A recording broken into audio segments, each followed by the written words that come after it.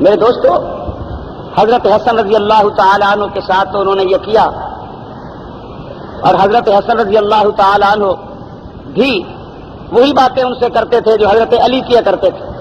جب حضرت حسن کے ساتھ بہت زیادہ زیادتی کی، حضرت حسن نے کہا ہمیں تم سے کوئی وفا کی توقع نہیں ہے، تم نے مجھ سے پہلے بھائی پنکھا بند ہو گیا ہے، اسپیکر سے نہیں ہوا، کدھر گیا؟ حضرت حسین رضی اللہ تعالیٰ عنہ کا دور بعد میں حضرت حسن کا پہلے۔ حضرت حسن فرماتے ہیں تم سے مجھ سے پہلے والے امام کے ساتھ زیادتیاں کی ہیں، حضرت علی کے ساتھ، نہ جانے تم میرے بعد والے کے ساتھ کیا کرو گے۔ اور بعد والے کے ساتھ انہوں نے کیا کیا وہ ساری دنیا جانتی ہے کہ انہوں نے انہیں بھی خط لکھ لکھ کر بلوایا کوفہ میں کہ آپ آ جائیے، آپ کی بڑی ضرورت ہے، آپ کی بڑی چاہت ہے۔ اور جب حضرت حسین کوفہ پہنچ گئے تو جلاء العیون میں ساری کہانی موجود ہے کہ انہی لوگوں نے جنہوں نے خطوط لکھ کر بلوایا تھا، انہوں نے تلواریں نکال لی اور بالآخر حضرت حسین رضی اللہ تعالی عنہ اور ان کے تمام رفقا کو شہید کر ڈالا۔ تو یہ وہ لوگ ہیں جو حضرت حسین سے، حضرت حسن سے، اہل بیت رسول سے نفرت کرنے والے لوگ ہیں۔ ان کی نشانی آپ کو بتاؤں کہ جب حضرت حسین کو شہید کر دیا تو شہید کرنے کے بعد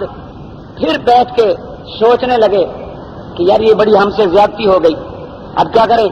چلو جی اب ایک جماعت بنا لو توابین کی، اور جماعت بنا کر اب رونا دھونا شروع کر دو، ہائے حسین بڑی زیادتی ہو گئی، اب ماتم سینہ کو بھی رونا دھونا شروع کر دو۔ چنانچہ تاریخ بتاتی ہے کہ حضرت حسین کو شہید کرنے والوں نے پھر توابین کے نام سے جماعت بنائی، اور وہ جماعت بنا کر باقاعدہ جماعتی طور پر، منظم طور پر ماتم شروع کر دیا، سینہ کو بھی شروع کر دی، رونا دھونا شروع کر دیا، اور حضرات حسنین کا ماتم شروع کر دیا،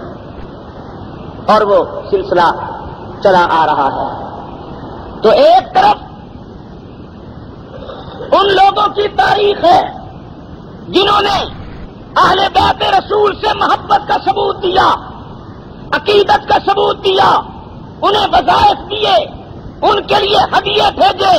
ان کو تحفے دیے، ان سے رشتے ناطے کیے، ان سے محبت کا ثبوت دیا۔